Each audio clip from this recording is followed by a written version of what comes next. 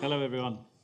Well, thank you, first of all, for inviting me here this afternoon. It's a great pleasure to talk to you, and it's good to see so many of you still here. Anyway, after a series of very wonderful and fairly challenging talks, I thought you probably deserved a little bit of light relief, so I'm going to show you some photographs this afternoon on the Horn of Africa. But if you were expecting some lovely colourful birds, some pictures of carmine bee-eaters riding on the backs of Cory bustards, some beautiful rollers and bee-eaters and fabulous hornbills, you may be disappointed because I'm going to concentrate on larks, cisticolas, seed-eaters, all beautiful birds, all various shades of brown, with streaks or without. And these are some of the very special birds of the region. However, not all the endemic birds are dull and brown. There are some pretty ones as well. So I have photographs of almost all of them. This talk is very much aimed at the sort of birder who goes to the region and wants to see all the special birds, the birds that you can't see anywhere else. That was really the focus. This is what my talk is going to concentrate on. So I'm going to tell you a little bit about all those. I chose as my cover slide today the Somali bee-eater. It's neither an endemic nor a near endemic, but it's a very pretty bird, and it's a nice photograph. But it is almost a near endemic. It does occur down in Kenya, but its main range is the Horn of Africa, so it is sort of kind of relevant. So first of all, we should define the Horn of Africa. It's a fairly well-known region. It's Eritrea, Ethiopia, Djibouti, and Somalia. And Somalia, of course, is divided into two, really, these days. There's Somaliland, which is the bit up in the north, which used to be British Somaliland, and then the southern bit, which is the former Italian Somaliland. It's the latter, where all the strife is. It's highly unsafe to visit, but the north is moderately okay to visit. There are government recommendations probably not to go there, but a few bird tours and individuals have been in there in recent years, and it is possible to travel around there safely, and if you do, you can see all the Somali endemics bar two. And I have photographs of all of them except for those two. Socotra, I often include in the Horn of Africa, the archipelago off the tip of Somalia. I think it probably belongs geographically within the region, although it belongs to Yemen. I'm not really going to focus on it today, because largely because I've never been there and I haven't got any photographs from there. And anyway, there's quite enough to concentrate on with the rest of the region. So a few statistics. The five countries, just for convenience, I'm calling Somalia a single country, really, in this, although I do recognize the existence of Somaliland, unlike the United Nations. So Ethiopia is by far the biggest country and the biggest human population, 105 million in 2017, estimated to be 109 million already. Scary, scary figure. I first went to Ethiopia in 1987. The population then was just over 40 million. So what an increase in a quarter of a century. It's just phenomenal. The bird life is obviously suffering and is going to continue to suffer, but at the present time, it is still possible to go there and see all the endemic birds. I went there last January, and I saw all the endemics and all the near endemics in a 3-week trip. So it is possible still to do it, but the pressures are great. And as you heard from Nigel Collar, some birds are like the archer's lark on the Leoben Plane is incredibly threatened. So looking at the totals of birds, just over 1,000 species are present in the region. That figure may be a little bit out of date now, but 870 odd in Ethiopia and fewer numbers in the other countries. I'm following IOC taxonomy largely today. I recognize there are differences with other taxonomies, and I will highlight a few additional species split by others other than the IOC as we go through. So looking at the region topographically, you can see that the region is dominated by this great big highland massif. This is the largest continuous area of highland in the whole of Africa. It consists largely of an undulating plateau of around 2,000 meters, peaks going up to 4,000 meters, but it's divided into two sections. You've got the Western Highlands, this piece here, and then these are the Southeastern Highlands. And they're bisected by the Great Rift Valley. Now, the Great Rift Valley is itself not exactly lowland. It varies between about 1,200 and 1,600 meters, depending on which part of it you're in. So it's still fairly high, but it's a significant barrier, and there are species of birds that are in the Western Highlands that aren't in the Southeast, and vice versa. And there are some that are in both. The highlands themselves extend into northern Somalia. There are this discontinuous stretch of mountains that run along the northern coast of Somalia. They've got a few special birds. I'm going to deal with them separately from the western and southeastern highlands of Ethiopia. But there's some overlap between those regions, but there are some important endemics there. And then the other main feature to note is you've got the Danakil Desert up here, and then you've got the Ogaden Desert here, which comprises the eastern part of Ethiopia. Not an easy part of Ethiopia to visit. Most people never get there. It's got all the Somali things there. And that's all this area is largely desert or semi-desert and vast plains and some very different birds. But from the point of view of the endemics, you've got a bunch of endemics in the Western Highlands and a bunch of endemics in the Somali region. So the Horn of Africa's got a good range of habitats, the typical range of habitats: deserts, bushland, woodland, forest, montane habitats, wetlands, coasts, and man-made habitats. That's pretty much the full range, really. And that's the reason why it's got such a great diversity of birds. And also endemics as well. The other major feature, of course, is that the Rift Valley acts as a migration route, so a lot of Palearctic birds migrate down to Africa for the winter, and many of them filter down through the Rift Valley. So it's a great bottleneck. It's a great important area for migration, and that's why you get quite a lot of migrant birds in Ethiopia, as well as all the wonderful residents. So in terms of endemics, there are around about 81 endemics and near endemics in the Horn of Africa, and I define near endemics again, using IC taxonomy. I define it really as largely occurring within the Horn of Africa, but just marginally creeping into one of the surrounding countries, which is Sudan and Kenya. If they extend quite a long way into Kenya, as a few species do, I don't really consider that a near endemic. It's only if it's sort of fairly marginal. So 81 species. The only region of Africa that compares with that is Southern Africa, which has got 164 or thereabouts endemics and near endemics. But that's a region that is 75% bigger than the Horn of Africa. And overall has slightly fewer species as well, 960 species. So looking at the distribution of endemics by country, Ethiopia's got 42 of the 63. Eritrea's got 18, Somalia 20, Djibouti 5, and Socotra 12, and then you can read the figures for the near endemics. But if you take it actually as a country, Ethiopia's only got 16 endemics as a country. Somalia's got 9, Djibouti 1, and Socotra 10. But if you combine Ethiopia and Eritrea together, which they used to be, there are 31 endemics in Ethiopia and Eritrea combined.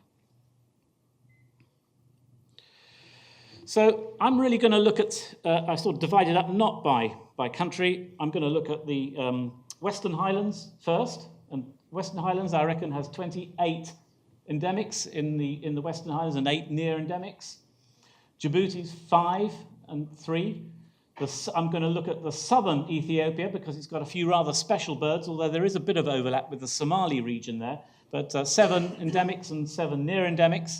Then this part of the Somali region here, 12 endemics and 11 near endemics, and then the northern part, which I sort of separated out because they're all really montane species and quite distinct. They just inhabit that montane strip, 11 and 3. But if you take it as all together, you can see there's a bunch of endemics in the Western Highlands and another great bunch of endemics in the Somali region. So that's where the majority are, and then a few others in outlying areas. Looking at them in terms of what orders they are 16 of the 28 orders of birds in the world are represented by these endemics, mostly by just one or two species. But note galliforms, francolins, four endemics and one near endemic. So a lot of endemism in francolins. In actual fact, if you've read your African Bird Club bulletin, mine came yesterday in the post, there's a paper suggesting that the moorland francolin be split from the form that is found in Kenya and Uganda, and that splitting the Kenyan one as Elgon francolin, which would make moorland francolin another Ethiopian Ethiopian endemic. So that would be 5. And then Archer's francolin, which occurs in little pockets in Kenya and Uganda, is to all intents and purposes a Horn of Africa endemic. So really it's 5 and 2. So that's an incredible number of francolins that are very special to the Horn of Africa. Looking at the families of the passerines, again, 23 families are represented by the endemics of the region, mostly 1 or 2 species as endemic or near endemic. But look at the larks. 7 endemics and 3 near endemics, and 30 species of larks in total in the region. 30 species. That compares, I mean, the only area of Africa that can compare with that is Southwest Africa, which has a high number of endemic larks as well. Of those 30 species of larks, 2 of them are winter visitors. 2 others are very marginal. One is only known from the type specimen, that's Friedman's lark. And white-tailed lark is only known from a few old specimens from one site. But the rest are resident, but 7 and 3, so 10 species out of the 30 are pretty much endemic to the region. That's pretty special. And then the chats, 6 endemics there, not any near endemics, 6 endemics, so that's pretty good too. And then 9 finches and seed eaters, 9 in the Fringillidae. That's a pretty high number. Seed eaters are quite special in Ethiopia, and we'll be talking a little bit about those. Of the rest, 3 cisticolas, well, 2 of those cisticolas are on Socotra, and 3 starlings, and they're all the red-winged starlings type. So looking at the Western Highlands to start with, this is a picture of Addis Ababa taken a few years ago now. Addis is the burgeoning city. It's growing at a rapid pace. It's still pretty good for birds. You can see a lot of birds just within the city and around the edges of it. But this area of marshland and grazing that you can see here in the photograph doesn't exist anymore. It's all being built on. But you don't have to go far outside the city before you can find habitat. This is just a view of part of the plateau. It's looking quite dry here, but you can see a little bit of wetland on the right-hand side of the photograph. These wet areas are particularly important, but they're going fast. This makes it look quite empty, but it's not. The area is heavily inhabited by people, and it's very heavily cultivated as well. And many of these wetland areas have gone, so there's a lot of pressure on the birds, but you can still find all the required species reasonably easily. And then the plateau is bisected by these great big river valleys, and then lots of terraced hillsides, and you get spectacular scenery. It makes for some really good birding and very, very impressive scenery. And this is at Debre Libanos, looking down to the river far, far below, a wonderful spot to visit, and one that most bird watchers go to when they visit Ethiopia. So the species then, so the easy ones to see, wattled ibis, endemic to Ethiopia. It gets into Eritrea as well.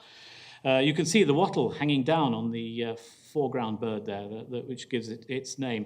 It's still common, still easy to find. It goes around in little flocks, quite tame, often right by the roadsides. White-collared pigeon, another fairly common bird that you still find around Addis and on the plateau.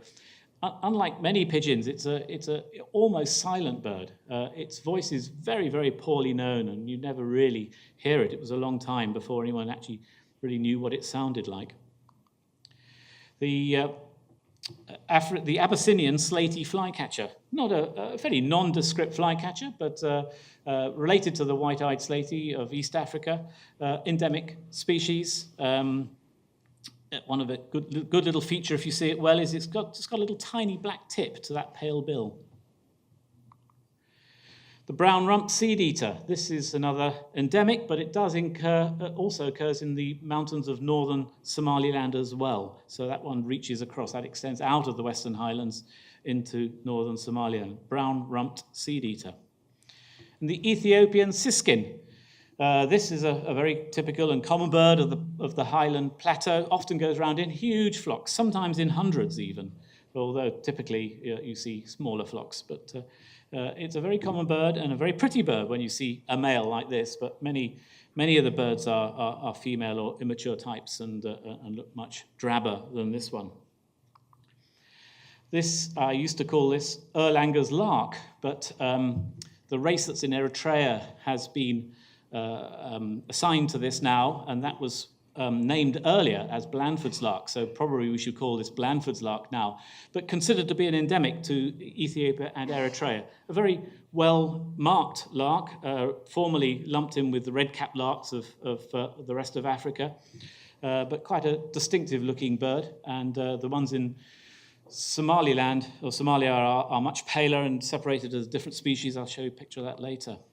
And then this is a cisticola. This used to be a winding cisticola, but these days people have been tending to split it as Ethiopian cisticola. It's a very similar species. Well-marked cisticola likes damp areas on the plateau, particularly likes wet and damp areas. A true endemic is the Abyssinian longclaw, one of only a small number of longclaws in Africa, a very attractive longclaw. Not that easy to find, can be a little bit skulky. But a very beautiful bird. It likes grassland with a good bit of cover, likes to creep around in it, but will pop out as well and show itself fairly readily. Now, this one never has been considered an endemic before. It's the ground scraper thrush, but it's always known that its population is an isolated population that occurs in Ethiopia, and the nearest ground scraper thrushes are in southern Africa, thousands of miles away. They're very similar, but they have been split. Recently, I think the BirdLife list splits them. The birds in Ethiopia are a little bit smaller, a little bit browner, not quite so grey. The face markings are not quite so clear, and the spotting is sparser on the flanks. Those are the main differences. So we should perhaps be considering this as a full species now. It wasn't included in my totals of endemic birds. Blue-winged goose is a true endemic, still reasonably common, though perhaps not quite so common around Addis as it used to be. But legend has it that the numbers have gone down since the Chinese have come in to start building roads, and that they actually like to eat them, because Ethiopians don't persecute them. I have no idea whether that's true or not. They seem a little less common around the Highland Plateau now, but you can still see them quite readily up in the Bali Mountains. The Ruppel's black chat, that's another true endemic. It's just black, but when it flies, it's got big white patches in the wings. And that's still a reasonably common endemic in the mountains. The Abyssinian wheatear is used to be lumped with Shallow's wheatear and also part of mourning wheatear, but usually considered to be separate these days. And the Shallow's wheatear of East Africa is considered to be a subspecies of Abyssinian, as Abyssinian was the one that was named first. It comes in two color morphs. This is the dark one, where it's all black below, and the pale morph has a white belly. There's another race of this in northern Somaliland that only comes in the black and white morph, and the females are different. The females are paler than the ones in Ethiopia. This is the white-winged cliffchat, another true endemic. It has white in the wing, unlike the mocking cliffchat, which is a widespread species in the rest of Africa. So this one has just the white in the wing. It's called a cliff chat, and it's still called a cliff chat, but recent genetic work has reassigned it, and it's now considered to be a rock thrush. So it's now placed in the genus Monticula, like the other rock thrushes, whereas the mocking cliff chat is still in its original genus. I mentioned the red-winged starlings. There are 6 species in the Horn of Africa, 3 of them endemic. And the one that's endemic to the highlands of Ethiopia is the white-billed starling, and this is one of those. It's still quite common in the highlands, and when it flies, it shows these wonderful red wings, but then all of the species show that. But it's the bill that really stands out. In most of these starlings, the males are all dark, and the females often have grey heads to a varying extent. This is a blue-breasted bee-eater, not strictly endemic as yet. It's lumped with 3 other races of blue-breasted bee-eater, which are all lowland birds, or largely lowland birds. This one is restricted to Ethiopia and Eritrea, and it's only in the highlands, but it's significantly larger than all other blue-breasted bee-eaters, which has caused some to question its assignment in blue-breasted bee-eater. It's actually quite possibly more related to the cinnamon-chested bee-eater of the highlands in East Africa, and whether it's actually a form of that or whether it's something separate, I think has yet to be determined, but it's still quite interesting and certainly a potential endemic if it isn't actually a full one yet. Francolins, we'll look at these francolins. This is a francolin photo from Nick Borrow. Urkel's francolin. Urkel's francolin is actually the near endemic on my list. It's actually found in Sudan, or you could go to Hawaii, but it's been introduced there. But it does occur in Sudan too, but that's probably less easy to visit than Ethiopia. So Urkel's francolin is, to all intents and purposes, an endemic from our purposes today. And it can be seen around places like Debre Libanos and down in the various gorges nearby. But the really special francolin is this one, which is Harwood's francolin. Harwood's francolin is truly endemic just to Ethiopia, doesn't even get into Eritrea, just found in a few of these major river valleys on the rocky slopes there. Really, you need to go in the early mornings when they do pop out onto rocks like this. And it's a beautiful bird and a very, very special one to see. This is the red-billed Pie Tilia. Used to be lumped with red-winged Pie Tilia, but it's got a red bill. It's almost endemic to Ethiopia. It does occur just across the border in Sudan, so strictly speaking, it's a near endemic. Not a particularly easy bird to see. I usually only see 1 or 2 per visit. It's a bit shy, but there are 2 or 3 places where you can go and see it fairly reliably, often near water. And seed eaters, let's move on to seed eaters. This is white-throated seed eater, or also called yellow rump seed eater. It's an endemic to the western highlands of Ethiopia. Also recently found or recently identified in Djibouti, although there is some doubt as to whether the Djibouti birds are this or yellow-throated. Now, I think the jury's still out on that. Some believe that they are yellow-throated. The 2 birds could actually be the same species because some yellow-throated don't show very much yellow on the throat, and you can see a trace of yellow sometimes on the white-throated, I think. So, difficult one. But anyway, this is what I'm calling white-throated seed eater, found in the Western Highlands, in reasonably easy to see. And then on the eastern edge of the Western Highlands, you've got this fantastic escarpment. It's more gradual in the west, but on the east, the highlands drop down dramatically to the lowlands and then away down to Awash and to the Awash River. And it's a dramatic landscape. And here, at an altitude of getting on for 3,000 meters, is the habitat of a very special seed eater, Anchor serin, only discovered by John Ash in 1976, I think it was. And it's been increasingly found in more and more places in the highlands, but quite patchily, but always at high altitude, always associated with steep rocky places, often sheer gorges, and but usually in flocks, and occasionally they allow you a close approach. I took this photograph a year ago, and it was by far the best view I'd ever had of one. Sometimes you have to be content with some fairly distant scope views, but these ones just came down and landed right next to us. So this is the Anchor passerin, a very special endemic. Still on seed eaters, this is the yellow-throated seed eater. This is the one that's found down at the bottom of the escarpment from the Anchor passerin. So Anchor passerins on the top, drop down 1,000 meters or more to the bottom, and then you find this one. This is the bird that went missing for the best part of 100 years. It was known from 3 specimens, and then John Ash and Tom Gullick went there 20, 30 years ago and refound it, and since then it's been seen quite regularly in 2 or 3 sites, and it's being found in some more sites now along the edge of the eastern escarpment, at the base of the eastern escarpment. So that's yellow-throated seed eater. This is also another picture of yellow-throated seed eater. And then in these black lava areas, just off there, to Awash area, you get this somber rockchat. That's another endemic, well, regional endemic, found in northeastern Ethiopia, also now found in Djibouti and 1 or 2 places in Somaliland as well.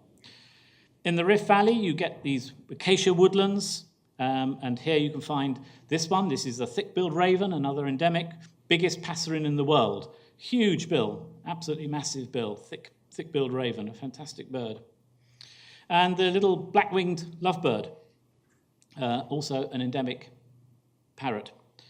And this is the yellow-fronted parrot, which is also an endemic parrot. This easiest to see in the woodlands around the Rift Valley, but not a particularly common bird. Banded barbet, another special endemic, found in 4 different races throughout Ethiopia, but not anywhere else. It's a very striking barbet, varies in the amount of black and white on the head. And the Abyssinian waxbill, which is a split from fawn-breasted waxbill. You can see that in wetland areas or on the edges of rivers in the Rift Valley or down in the south of Ethiopia. And then up in the highlands, in the montane forests of Ethiopia, you get Abyssinian oriole, endemic oriole. You get the white-cheeked turrico, which is actually a near endemic because it just occurs across the border in Sudan, but effectively an endemic, gorgeous white-cheeked turrico, quite easy to see. Abyssinian woodpecker, which is an endemic woodpecker, but a tough one to see. And it's always one of the hardest of the endemics to see. It's quite small, and one of the reasons is it's not very vocal. It doesn't say very much, so it's often quite hard to locate. But when you do see them, you often see them quite well, and they can often hang around. The Abyssinian catbird. Got a bit of a cat-like sound to it, and it's got a rufous vent, but completely unrelated to the North American catbird. It's now considered to be a sylvid babbler. It's a strange bird. It's quite unique in Ethiopia, and it likes juniper forests up in the montane areas of Ethiopia. There's another shot of a catbird. This used to be claimed as an endemic. This is called the brown parisoma. Sometimes it's called the barley parisoma, but it's a race of brown parisoma, which is a more widespread species. So this is not a true endemic, but it's another highland species. And another potential split as well is the goshawk. Used to be just African goshawk, now has been claimed to be a new species, Ethiopian goshawk, and maybe a good species. I don't know, but well worth getting as an insurance measure if you're going there. Abyssinian owl also used to be considered part of long-eared owl. I don't think it looks much like a long-eared owl to me. I think it's now widely considered to be a good species. And this too likes the juniper forests up around in the Bali Mountains. The Bali Mountains National Park. You can often find this quite reliably. And when I was there last January, we actually found a nest of one with these 2 chicks. And it was an incredibly exposed nest. It was in this big fork of a big tree, and there were no other trees around it, really. It was almost out in the open on the edge of the forest. quite surprising. I was amazed that the birds had survived and hadn't been predated, but there they were, and the photograph just now was Mum keeping an eye on them.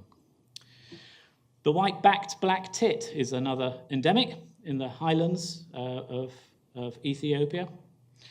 Abyssinian ground thrush is not an endemic. It's a nice photo, but it's not an endemic. It's found in Kenya as well. It just sounds like it's one. And then the plateau, the plateau of in the Bali Mountains, you've got this high altitude plateau, 4,000 meters.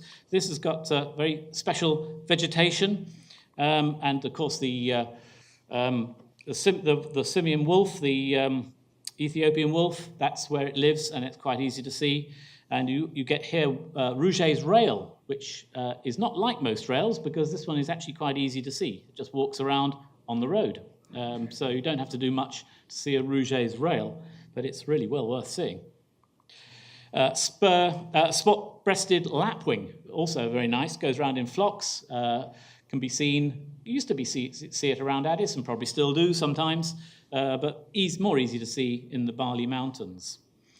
The chestnut-nape Francolin is another high-altitude endemic Francolin, but this one also occurs into northern Somaliland.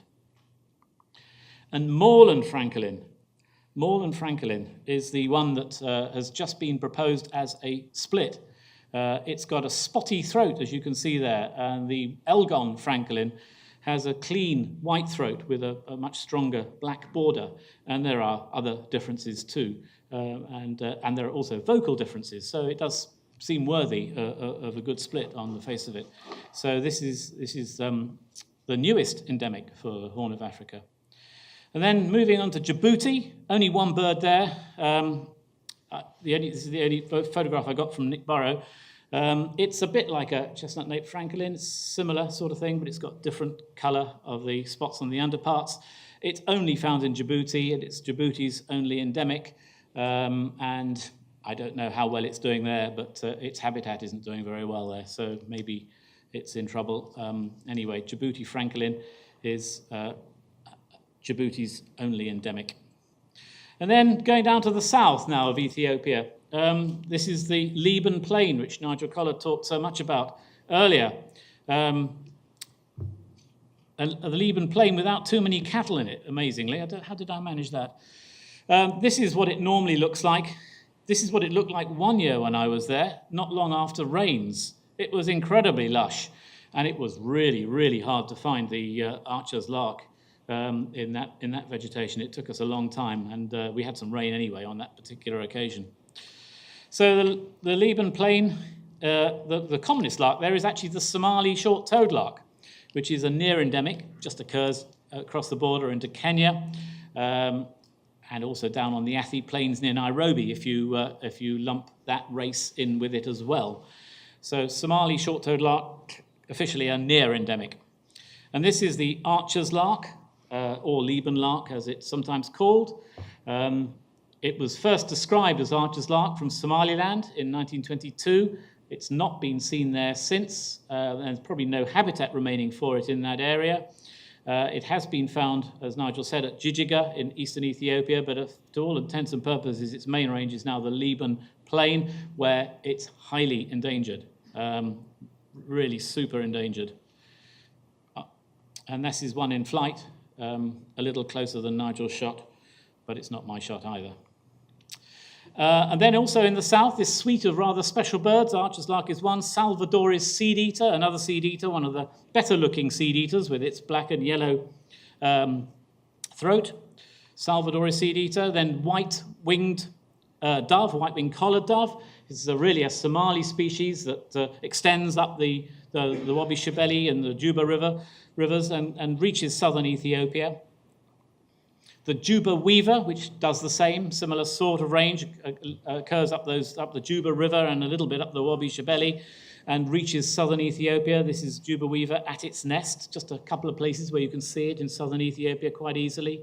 And then the big prize, of course, is the Prince Raspoli's Turako, a very special bird that's had a checkered history, got lost a couple of times for a number of years, but now we know where it is now, and it's still doing okay in the areas in the south there, immediately to the south of the Highland Massif, and suitable habitat, like all turacos, big flashes of red in the wing.